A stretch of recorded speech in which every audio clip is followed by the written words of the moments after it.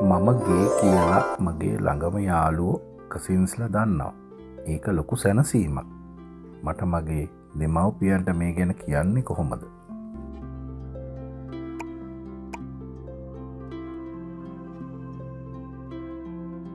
මට වයස 24යි. මම ගේ කියලා මගේ ළඟම යාළුවෝ මගේ කසින්ස්ලා දන්නවා. මට බොයි ෆ්‍රෙන්ඩ්ස්ලාත් ඉඳලා තියෙනවා. මගේ අවට ඉන්න සමීපතම යාළුවෝ ළඟින් ඉන්න නෑදෑ මගේ වයසේ අය මං ගැන දැනගෙන ඉන්න එක මට මාරම නිදහසක්. මට ඕනේ මගේ අම්මට තාත්තට මේ ගැන කියන්න. මං කොහොමද ඒක කරන්නේ? මේ ප්‍රශ්නය යොමු කරලා තියෙන්නේ අවුරුදු 24ක තරුණ සමරසි පුද්ගලයෙක්.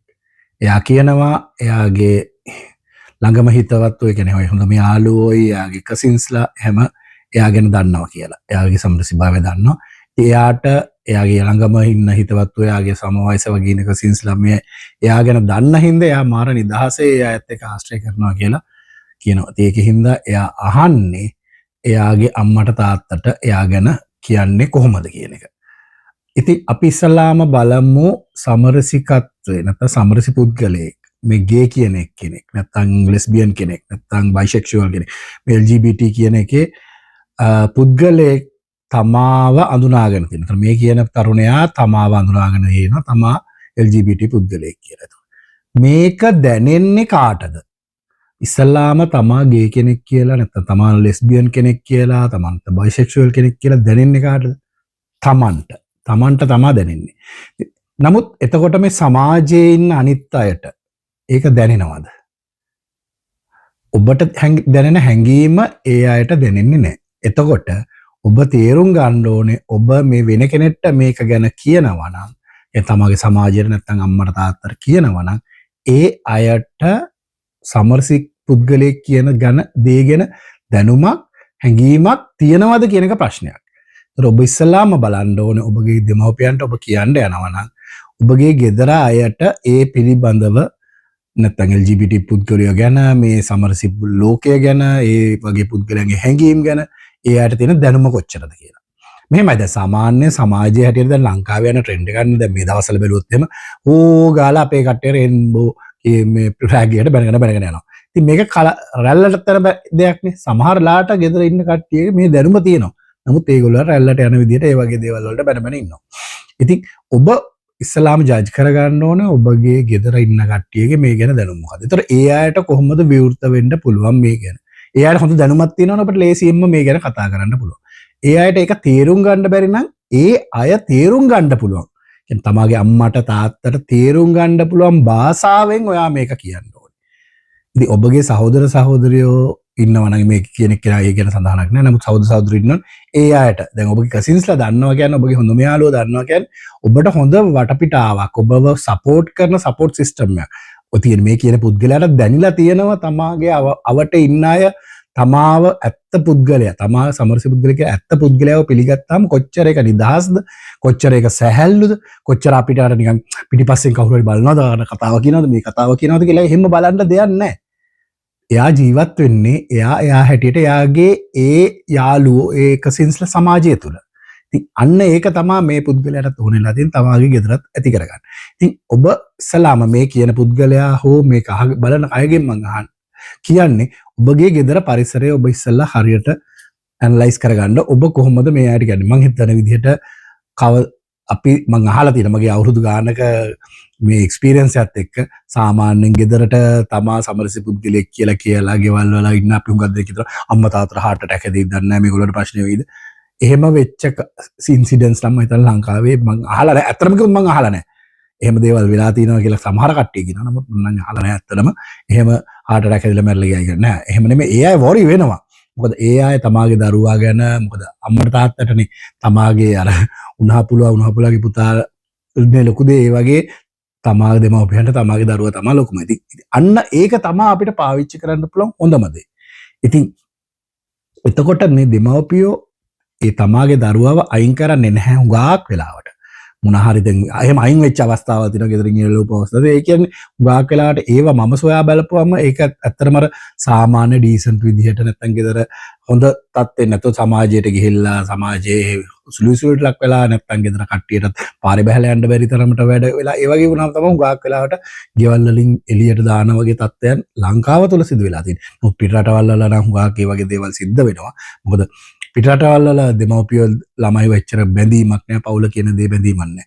ඉතින් ඔබට තියෙන්නේ ඔබගේ දෙමව්පියන්ට තියෙන අවබෝධය අනුව ඔබ හදන්න ඔබගේ ප්ලෑන් එක මම මේ විදිහට කියනවා. එයාට හොඳ දැනුමක් තියෙනවා ඔයාලට ඔයාට කෙලින්ම කියන්න පුළුවන් මම අම්මේ මම කාන්තාවක් බඳින්නේ නෑ නැත්නම් කාන්තාවන් ගැන මට හැඟීමක් නෑ. මට හැඟීමක් නෑ කියලා කිව්ව ගමන්ම ඔබට එයාට තේරෙනවා මොකද එයාට දැනුමක් තියෙන කෙනෙක් නම් මෙයාට වෙන මොකක් හරි ප්‍රශ්නයක් තියෙනවා කියන එක. එහෙමත් නැත්තම් මම මගේ දෙමව්පියන්ට මේක දැනුම් දුන්න ක්‍රමය මම මෙච්චර පොඩ්ඩක් කෙටියෙන් සඳහන් කරන්න. මගේ දෙමව්පිය දෙන්නම ගුරුවරු. ඒ කියන්නේ එයාට දැනුමක් තියෙනවා. ඉතින් නමුත් අපේ ගෙදර හුඟක් වෙලාවට අර ඉඳගෙන සාකච්ඡා කරන වාතාවරණයක් තිබුණේ නැහැ. ඉතින් මම ගැන ඒගොල්ලන් පොඩි කාලේ නම් දැනගෙනත් තිබුණා පොඩි පොඩි අහුවිලා. ඉතින් මම කරේ ඒකම මම ප්‍රයෝජනයට ගත්තා. එතනින් එහාට මම කරේ මම සමරසි වගේ තියෙන ඩොකියුමන්ට්ස් වගේ ඒවා නැත්නම් ඒ වගේ දේවල් ගෙදර මම ඒ සම්බන්ධව දැනුමත් වෙනවා. ඒ ගැන දැනුම තියෙනවා. ඒ ගැන ක්‍රියාකාරී වෙනවා. ඒ ගැන සම්බන්ධව මගේ ඉන්ට්‍රස්ට් එකක් තියෙනවා කියන එක මට දැනෙන්න ඒ දේවල් ගෙදර තියෙනවා. ඒකට මම හොඳටම දන්නවා. ගෙදර අය දැන් අපේ ගෙදර හිටන් අතු ගාගෙන යන වෙලාවට අම්මා හැම අතු ගාගෙන යනකොට ඕවා පොඩ්ඩක් කස් කරනවා. ඉතින් ඒ වගේ වෙලාවට මම දැනගත්තා පියවරෙන් පියවර ඒගොල්ලෝ මේව බලලා තියෙනවා. මං ගැන අවබෝධයක් ලැබිලා තියෙනවා. ඉතින් ඒකින්ද ඒ විදිහට තමයි මම දැනුම් දීමක් උනේ. ඉතින් මම ඒක කිව්වේ 90 ගණන් වල කියන්නේ සමරසිකත්වය කියන එක මානසික රෝග කියන ලැයිස්තුව තිබිච්ච කාලේ. දැන් එහෙම නෙමෙයි. දැන් මම හිතන්නේ සෝෂල් මීඩියා හරහා හුඟක් වෙලාවට මේක ගැන තියෙනවා. දැන් මම හිතන්නේ ඊයේ පෙරේද නාට්‍ය වලින් උත් ITN එකේ මේ ගැන කතා කරා. ඒකින්ද හොඳ කතිකාවක් අද ලංකාවේ තියෙනවා. ඉතින් දෙමව්පියොත් මේ ගැන දන්නවා. එකම දේ තියෙන්නේ ඒ අයටත් අපි කාලයක් දෙන්න ඕනේ ඒ අයට මේ ගැන තේරුම් ගන්න. ඉතින් ඒ කියන්නේ අතරම කිව්වොත් අපි කමින් අවුට් වෙනවා වගේ දෙමව්පියන්ට කමින් අවුට් වෙන්න කාලයක් දෙන්න ඕනේ. ඒතර ඒ කාලය තුල තමයි ඒ අය ගැන තොරතුරු හුඟක් වෙලාවට මම හිතන්නේ මගේ අත්දැකීම් එක්ක මම ඔයාලට ඔබ කියන්න යනවා නම් ඔබගේ දෙමව්පියන්ට ඔබට වෙන්න පුළුවන් එකම හුඟක්ම දේ තමයි හුඟක් වෙලාවට දෙමව්පිය බය වෙච්ච ගමන ඔක ලෙඩක් කියලා හිතලා ડોක්ටර් කෙනෙක් ගාවට යන්න. අන්න හොඳම අවස්ථාව ඕගලන්ට ගන්න පුළුවන් ඒක.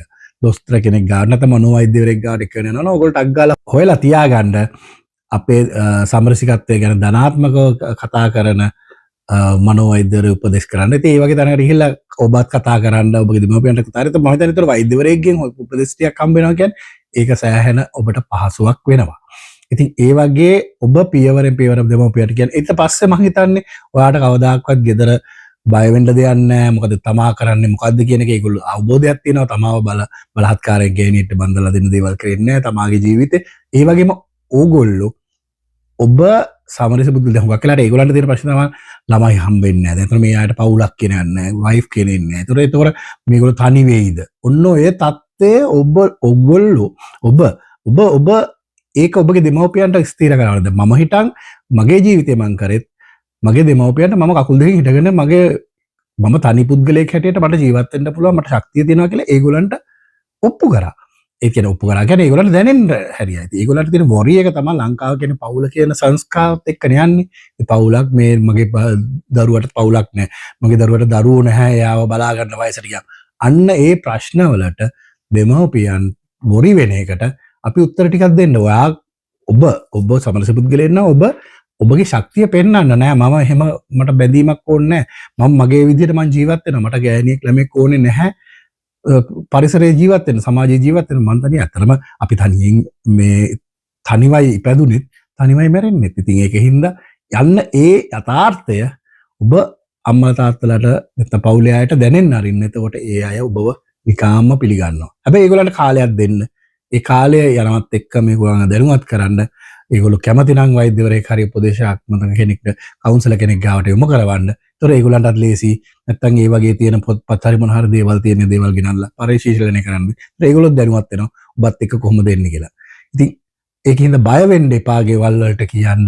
ඔබ ගෙදර හොඳ බැඳීමක් තියෙනවනේ. ඒ බැඳීම තමයි හොඳම දේ ඔබට ගෙදරට කියන්න ලේසි වෙන්න. ඔබට බැඳීම අඩු නම් ඒ ගෙදරට කියන්න අමාරුයි. ඔබ නිකන් ගහගන්න මරාගන්න ගෙදරක නම් නැත්තම් තාත් ගෙදර ඇවිල්ලා හැමදෙස්සම රණ්ඩු වෙවි ඉන්න ගෙදරක නම් ඔබ ගාලෙලවන්න තියෙන තාත්තයක් වෙන්න පුළුවන්. මොකදානේ රණ්ඩුවක් ගිහිල්ලා ඒ වගේ වුණාලා ඊට පස්සේ ජරා වචන පිට වෙලා නමුත් ඔබගේ ගෙදර හොඳ බැඳීමක් තියෙනවා නම් ඒක තමයි හොඳම ලේසිම ක්‍රමය ඔබ මොකද ඔබ ගෙදර අම්මල තාත්තල තමාගේ දරුවව එළියට විසි කරන්නේ නැහැ තමාගේ දරුවව තමා ඒගොල්ලන්ගේ තියෙන සම්පත ඉතින් ඒක ඔබ පෙන්නන්න ඔබ වටිනා පුද්ගලයෙක් ඔබ ශක්තිමත් කෙනෙක් ඔබ වැටෙන්නේ නැහැ මේ කියන තත්ත්වෙ හින්දා කියලා. ඒක තමයි මට කියන්න තියෙන බය නැතුව ඔබට හිතෙනවා නම් ඔබගේ ප්ලෑන් කරලා ඔබගේ දෙමව්පියන්ට ඔබේ සහෝදර සහෝදරයන්ට ඔබ කවුද කියන එක කියන්න. ඉතින් පස්සේ මාර නිදහසක් එයි ඔබට.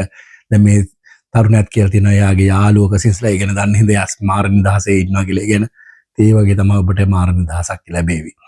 ඉතින් ඔබට මේ වගේ ප්‍රශ්න තියෙනවා නම් අපේ ගේ ශ්‍රී ලංකන් වෙත යොමු කරන්න අපිට පුළුවන් විදිහට අපි ඒවට උත්තර සපයන්න නැත්නම් අපිට දැනුම නැත්නම් දැනුම හොයලා බලලා හරි අපි ඒගෙන උත්තරයක් සපයන්න. ඉතින් මෙවැනි තවත් වීඩියෝ එකකින් ප්‍රශ්න උත්තර වීඩියෝ එකකින් හමු වෙනකන් ඔබ සියලු දෙනාට සැප සතුට ජය.